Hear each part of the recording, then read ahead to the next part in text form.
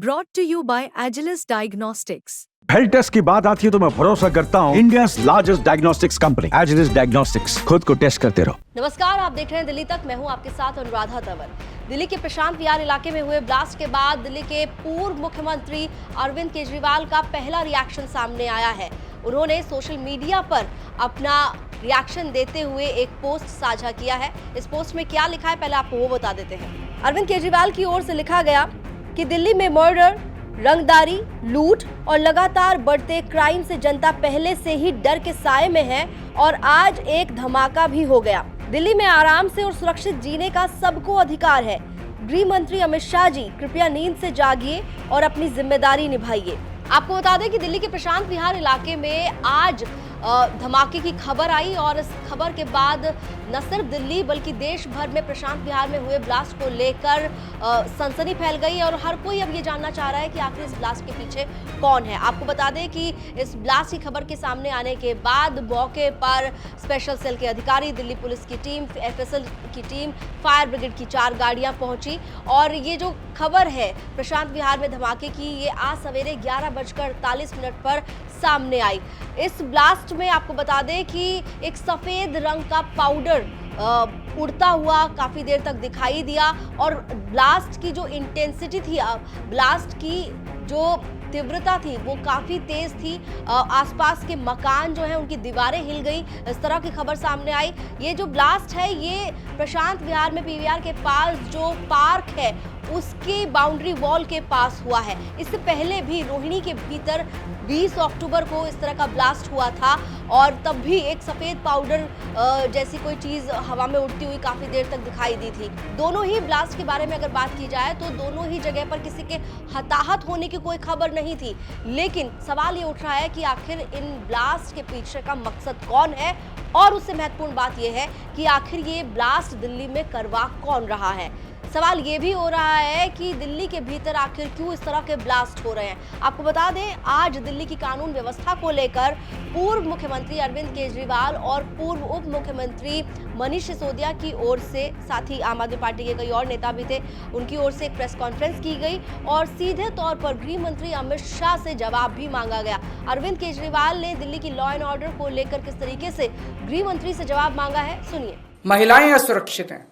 महिलाओं को, छोटी छोटी बच्चियों के साथ उनकी किडनैपिंग करके उनको रेप कर दिया जाता है, उनको मर्डर कर दिया जाता है। ईव टीजिंग की, मंचलों की घटनाएं मेट्रो के अंदर और बस के अंदर सफर करना दूभर होता जा रहा है और ये सारी घटनाएं घट रही हैं अमित शाह जी के घर के चंद किलोमीटर के अंदर। अमित शाह जी जो कि देश के गृह मंत्री हैं, दिल्ली सीधे उनके अंडर में आती है। दिल्ली की कानून व्यवस्था उनको मेंटेन करनी है। वो अपने घर के 20 किलोमीटर के दायरे को सुरक्षित नहीं रख पा रहे, तो फिर वो कैसे देश चलाएंगे, कैसे देश के अंदर कानून व्यवस्था लागू करेंगे। मैं आपको कुछ उदाहरण देता हूं। 23 नवंबर को गोविंदपुरी में किरणपाल नाम की पुलिस कांस्टेबल, पुलिस वाले भी सुरक्षित नहीं है, जिन्हें हमें सुरक्षा देनी है वो खुद ही सुरक्षित नहीं है। किरणपाल नाम की पुरुष है, किरणपाल नाम के 28 साल के पुलिस कांस्टेबल की चाकू गोद के हत्या कर दी गई और ये महज अमित शाह जी के घर से 13 किलोमीटर दूर हुआ। 31 अक्टूबर को फर्श बाजार, वहां पे गैंग वॉर में 2 लोगों की मौत हो गई दिवाली वाली रात को और ये महज 14.5 किलोमीटर अमित शाह जी के घर से 14.5 किलोमीटर दूर हुआ। 21 अक्टूबर को करोल बाग में एक महिला को किडनैप करके रेप कर दिया गया अमित शाह जी के घर से महज 9 किलोमीटर की दूरी पे। 14 सितंबर को ग्रेटर कैलाश में 35 साल के एक जिम के मालिक को गोली मार के 2 मोटरसाइकिल वालों ने गोली मार के उसके मर्डर कर दिया। महज 9.5 किलोमीटर अमित शाह जी के घर से दूरी है उनकी। अमित शाह जी से मैं पूछना चाहता हूं, ये हो क्या रहा है? क्या आप मानते हैं कि आपसे दिल्ली नहीं संभल रही है? और दिल्ली के लोग अब सुरक्षा के लिए किसके पास जाएं? महिलाओं से पूछना चाहता हूं, मैं अपनी दिल्ली की मां, बहनें, बेटियां, उनसे सबसे पूछना चाहता हूं, क्या आप सुरक्षित महसूस करते हो अपने आप को जब घर से बाहर निकलते हो? लक्ष्मी नगर की महिलाएं, पटपड़गंज की महिलाएं, ग्रेटर कैलाश की महिलाएं, जनकपुरी की महिलाएं, कोई भी पूरे दिल्ली में कोई भी महिला अपने आप को सुरक्षित महसूस करती है। चाहे मेट्रो में जाएं, चाहे बस में जाएं, 7 बजे के बाद अगर बेटी घर ना लौटे तो माँ बाप को चिंता हो जाती है, पता नहीं सुरक्षित होगी कि नहीं होगी। ये हमारा शहर है और हमारे शहर के किसी भी कोने में हम खुद सुरक्षित महसूस नहीं कर रहे हैं। और बहुत सारे केसेस हैं, बड़ी लंबी लिस्ट है मेरे पास और आपके पास भी होगी। 11 अक्टूबर को सराय काले खां 10 किलोमीटर दूर है अमित शाह जी के घर से, वहां एक 34 साल की महिला के साथ गैंगरेप किया गया और वो अर्धमूर्छित अवस्था के अंदर पाई गई। 12 सितंबर को बेगमपुर में 3 साल की बच्ची को किडनैप करके सेक्सुअली असॉल्ट किया गया, मात्र 8 किलोमीटर अमित शाह जी के घर से। 30 हजारी 8 अगस्त को 30 हजारी कोर्ट के अंदर एक वकील ने 21 साल की एक महिला का कोर्ट के अपने चेंबर में बलात्कार कर दिया, मात्र 10 किलोमीटर अमित शाह जी के घर से।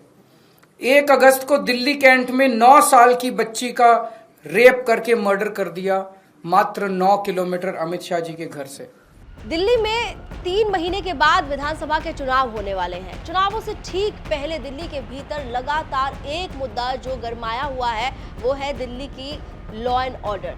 लगातार बढ़ते क्राइम को लेकर सवाल जो हैं वो दिल्ली पुलिस पर खड़े हो रहे हैं, सवाल उपराज्यपाल पर खड़े हो रहे हैं, सवाल जो है गृह मंत्री पर खड़े हो रहे हैं। और आम आदमी पार्टी इस मुद्दे पर लगातार केंद्र को, गृह मंत्री को, उपराज्यपाल, दिल्ली पुलिस को घेरती हुई नजर आती है। लेकिन आज जिस तरीके से प्रशांत विहार में ब्लास्ट हुआ है वो और ज्यादा गंभीर मामला है और इस मामले को लेकर आने वाले वक्त में क्या कुछ एक्शन और लिए जाते हैं केंद्र सरकार की ओर से, तमाम जो एजेंसीज काम कर रही हैं उनकी तरफ से, ये देखना काफी महत्वपूर्ण रहेगा। ये जानना बहुत इंपॉर्टेंट है कि आखिर ये ब्लास्ट इस तरह के दिल्ली के भीतर करवा कौन रहा है, क्योंकि अभी तक आपको याद दिला दें जो 20 अक्टूबर को रोहिणी में ब्लास्ट हुआ था उसकी भी गुत्थी नहीं सुलझी है और अब प्रशांत विहार में ब्लास्ट हो गया है। दिल्ली से जुड़ी हुई तमाम खबरों के लिए आप देखते रहिए दिल्ली तक।